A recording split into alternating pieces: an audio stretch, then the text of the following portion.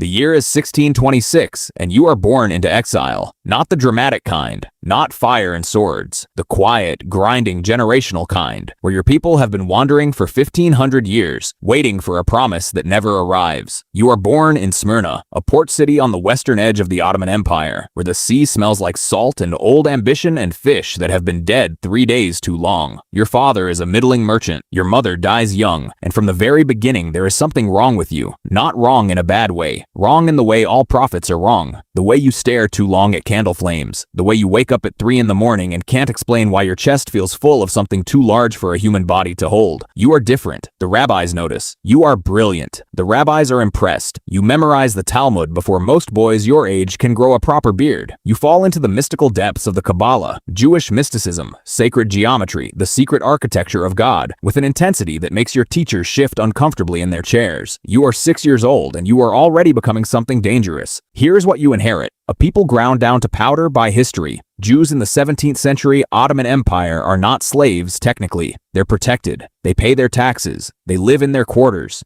They practice their faith, but they carry something heavier than chains. They carry expectation, the waiting, the ancient, exhausting, generational waiting for the Messiah, the anointed one, who will end the exile, return the scattered tribes to the Holy Land, and make the suffering mean something. Every generation, a rabbi somewhere announces that the Messiah is coming. Every generation, people pack their bags, sell their furniture, and wait. Every generation, nothing happens, and the disappointment settles into the bones like cold water finding every crack. You grow up soaked in that disappointment, and you decide, consciously or not, even you will never be entirely sure that you are the answer to it. You are 22 years old and you do something that should end your career before it starts. In the synagogue of Smyrna, surrounded by elders and scholars and men who have spent their entire lives studying the precise, correct way to avoid pronouncing the full name of God, you pronounce it out loud. The 4 sacred letters said aloud, which Jewish law strictly forbids. The room goes still the way rooms go still before earthquakes. Every jaw drops. Every spine straightens. You smile. Not a nervous smile. Not an apologetic smile. A satisfied one. And then you announce, calmly, clearly, as if reading from a weather report, that you are the Messiah, the anointed one, the one they've been waiting for, that the redemption of the world will flow through your hands and they are welcome to come along. Now, let's talk about something important. Are you lying? This is where the history gets genuinely disturbing and where it separates from the simple con man story you were probably expecting. Modern scholars who have studied your life believe you suffer from what we would today call bipolar disorder. You move in hard cycles, weeks of crushing, suicidal darkness, periods where you can barely get out of bed, where the silence in your skull feels like a physical weight, followed by explosive volcanic periods of divine illumination, where you feel connected to everything at once, where the universe seems to be speaking directly through your vocal cords. During those highs, you don't experience yourself as a con man. You experience yourself as chosen, selected, lit from the inside. This is not a comfort. This is worse, because it means the most impactful false prophet in Jewish history was, on some level, a genuine believer. You're not manipulating people from a safe distance of cynical calculation. You're drowning right alongside them, just in different water. The rabbis of Smyrna do the only reasonable thing. They excommunicate you. You're out, banned, spiritually expelled from your own hometown at age 22 for claiming to be God's chosen representative on earth. In a normal story, this is where it ends. You become a cautionary tale, someone's obscure footnote, the weird guy who had to leave Smyrna, but you're not normal, and this is not that story. For the next 10 years, you wander. Jerusalem, Cairo, Thessaloniki, Constantinople. You move through the Jewish communities of the Ottoman Mediterranean like a spiritual storm system, arriving in cities, making proclamations that split rooms down the middle, gathering a handful of ecstatic believers, enraging the established rabbinical authorities, getting pushed out, and moving on. In every city, the same pattern, the same drama. A few people lean in, most dismiss you. The local rabbis issue a statement, you leave. But here's what the wandering actually teaches you. People. You watch which communities are the most desperate. You notice which rabbis are threatened versus genuinely curious. You learn which arguments land and which fall flat. You learn intuitively, viscerally, because you are brilliant, that people don't follow prophets because the theology is airtight. They follow prophets because the prophet makes them feel like their pain finally makes sense. You're not selling a religion, you're selling meaning. And the 17th century market for meaning is absolutely catastrophically enormous. The year is 1665. You are 39. You have been wandering for 17 years, and you are about to meet the most important person of your life. His name is Nathan of Gaza, and he is everything you are not. You are charismatic but volatile. You spiral. You disappear into depression for months, then emerge burning white hot. You are unpredictable in the way that is either messianic or terrifying, depending on the day. Nathan is none of that. Nathan is calm, precise, and frighteningly intelligent. He is a young scholar in Gaza who has been having his own mystical visions, and in those visions, he sees you. He doesn't just believe in you, he builds you a complete theological framework. He writes letters, careful, detailed, beautifully argued letters, to Jewish communities across the known world, explaining exactly why you are the one, citing scripture, citing Kabbalistic prophecy, citing the cosmic timing of the approaching year 1666. He does your PR. He is your operations executive, your communications director, and your chief theologian, all wrapped in one young scholar's body. Think about this in modern terms. You're the founder, brilliant, volatile, genuinely visionary, at least during the highs, but impossible to manage and prone to making bizarre, brand-damaging decisions that need constant explanation. Nathan is the COO who steps in and makes you legible to investors, and you make a lot of bizarre decisions. You declare new holy days without consulting anyone. You eat shellfish in public, a violation of Jewish dietary law, and laugh about it. You sing Spanish love songs during sacred prayer services. You conduct yourself in ways that should, by any logical measure, destroy your credibility entirely. But Nathan has an explanation ready for every single one. The Messiah operates beyond the boundaries of ordinary law. He absorbs the world's sin into himself so that we don't have to. This is precisely what the ancient Kabbalistic texts predicted for the Anointed One. Every cult in history has a Nathan, the indispensable person who makes the madness legible, who takes the erratic founder's energy and converts it into something scalable. Without Nathan, you're just that weird guy from Smyrna. With Nathan, you become history. What happens next is, by any historical measure, genuinely unprecedented. Nathan's letters spread. By ship, by horse, by word of mouth across trade routes. From Gaza to Cairo to Istanbul to Amsterdam to Hamburg to the Jewish communities of Poland, Morocco, and Yemen. And everywhere those letters land, the same explosion detonates. People lose their minds. Grown adults, educated, sophisticated adults, sell their houses. Merchants close their shops and donate the proceeds to the movement. Rabbis abandon their pulpits to prepare for migration to the Holy Land. In Amsterdam, one of the most educated, commercially sophisticated Jewish communities in the entire world, prominent businessmen publicly declare you to be the true Messiah and begin extended fasts in preparation for the coming redemption. The year 1666 is approaching, and in Kabbalistic numerology, 1666 is the year of divine reckoning, the year the exile ends. The fever is everywhere, and your name is at the center of it, and you watch this from inside the hurricane. Your periods of illumination are more intense than ever. You are surrounded by devoted followers at all hours. You have an entourage. People weep when you enter a room. Old women kiss your hands. You hold massive public celebrations that blur the line between prayer service and carnival, and every person there leaves feeling like they just touched something real. But here's what the history books don't slow down for. In the dark hours, between the illuminations, in the 3 o'clock silences, you feel the full, crushing weight of what has been built in your name. Millions of people have restructured their entire lives around a promise that lives inside your skull. You have watched old men weep with relief that the waiting, the endless, generational waiting, is finally over. You have looked into the face of someone who has sold their house on the promise of your messiahhood and felt the specific cold dread of knowing exactly what that means if you are wrong. You pray in those moments, genuinely pray, to whatever is actually out there. You pray that you are right. Here is how you maintain the illusion over years. Rule 1. Never give a specific date. Always soon. Always when the divine hour arrives. The vagueness is not weakness. It's structural armor. A specific date can be disproved on the calendar. The appointed time cannot. Rule 2. Reframe every failure as confirmation. When a prediction doesn't materialize on schedule, that is also a test. God is testing the depth of your faith. The Messiah's path requires descending through suffering before ascending to glory.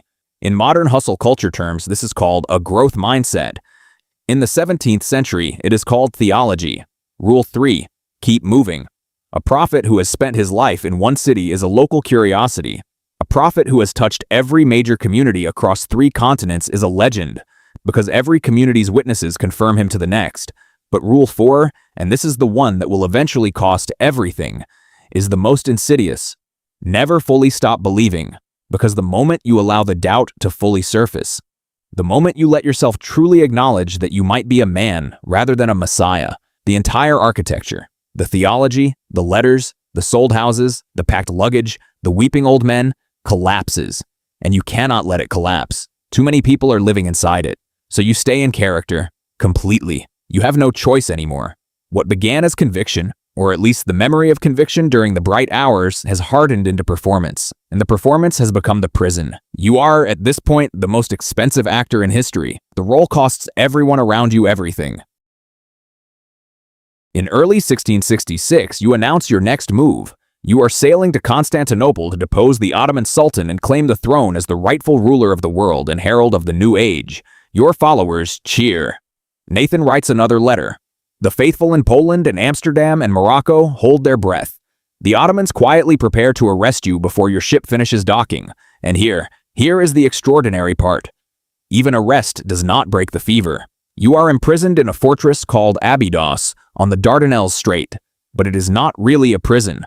The Ottoman authorities are caught in a trap of their own, execute you, and they create a martyr whose legend lasts centuries. Let you wander free and the movement grows. So they compromise. They hold you in a comfortable tower, allow your followers to visit, and wait. Your followers immediately rename it the Tower of Strength. Thousands of pilgrims travel across the Mediterranean to see you. You hold court from inside your captivity. You make declarations. You receive letters from the scattered faithful. The movement does not quiet. It intensifies. The imprisoned Messiah was always part of the story, wasn't it? Suffering before glory. Of course, it all fits. Back in the Jewish world, the fever is at its absolute maximum. In Avignon, Jews process through the streets singing your name. In Hamburg, merchants write clauses into commercial contracts, obligations void if the Messiah arrives. In Poland, entire communities are mid-process of selling their possessions in preparation for the Great Migration home to the Holy Land. You are, at this moment, the most famous Jewish person alive. Possibly the most famous Jewish person in 1,000 years. The power is real. The love is real. The devotion flooding toward you from across the known world is real. You have done something no one in history has quite managed. You have made millions of rational, educated people believe simultaneously that the world is about to end and they are ready. In early 1666, you announce your next move. You are sailing to Constantinople to depose the Ottoman Sultan and claim the throne as the rightful ruler of the world and herald of the new age. Your followers cheer. Nathan writes another letter. The faithful in Poland and Amsterdam and Morocco hold their breath. The Ottomans quietly prepare to arrest you before your ship finishes docking. And here is the extraordinary part. Even arrest does not break the fever. You are imprisoned in a fortress called Abydos on the Dardanelles Strait, but it is not really a prison. The Ottoman authorities are caught in a trap of their own, execute you, and they create a martyr whose legend lasts centuries. Let you wander free and the movement grows. So they compromise. They hold you in a comfortable tower, allow your followers to visit, and wait. Your followers immediately rename it the Tower of Strength. Thousands of pilgrims travel across the Mediterranean to see you. You hold court from inside your captivity. You make declarations. You receive letters from the scattered faithful. The movement does not quiet. It intensifies. The imprisoned Messiah was always part of the story, wasn't it? Suffering before glory. Of course, it all fits. Back in the Jewish world, the fever is at its absolute maximum. In Avignon, Jews process through the streets singing your name. In Hamburg, merchants write clauses into commercial contracts, obligations void if the Messiah arrives. In Poland, entire communities are mid-process of selling their possessions in preparation for the Great Migration home to the Holy Land. You are, at this moment, the most famous Jewish person alive. Possibly the most famous Jewish person in 1,000 years. The power is real. The love is real. The devotion flooding toward you from across the known world is real. You have done something no one in history has quite managed. You have made millions of rational, educated people believe simultaneously that the world is about to end and they are ready. He spends the rest of his life producing increasingly elaborate theological architecture to explain a single moment that cannot be explained. He dies still believing, still writing, still insisting. Most people, though, just learn to not say your name.